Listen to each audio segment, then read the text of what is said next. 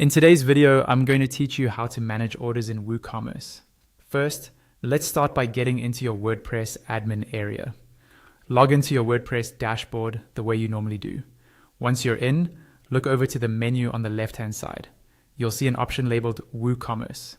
Hover your mouse over that, and from the sub-menu that appears, click on Orders. This will open up the main orders page where you manage everything related to customer purchases. On this orders list, you'll see each order displayed in a row, along with key details like the order status, the customer name, the total amount, and the date the order was placed. Take a moment to scan this list so you get familiar with how your store's activity looks at a glance. The status column is especially important because it shows whether an order is pending, processing, completed, cancelled, or in another state, depending on your WooCommerce setup. If you want to manage several orders at once, you can use bulk actions. Start by selecting the orders you want to change using the checkboxes next to each order.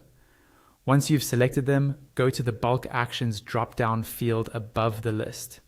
Here, you can choose to change the status of the selected orders to processing, on hold, completed, or cancelled, or you can move them to the trash if they're no longer needed. After you've chosen the action you want, click the Apply button next to the drop-down. The page will reload and the order list will update to reflect the changes you just made.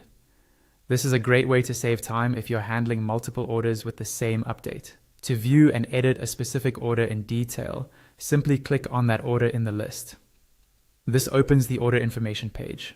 At the top, you can change the order status, for example, from pending to processing or completed, depending on where that order is in your workflow.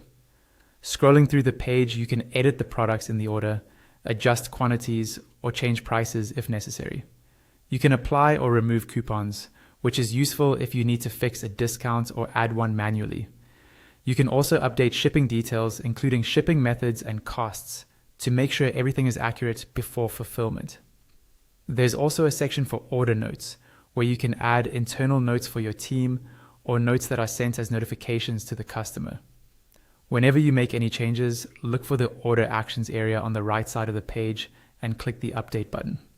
This saves your edits and keeps the order information current.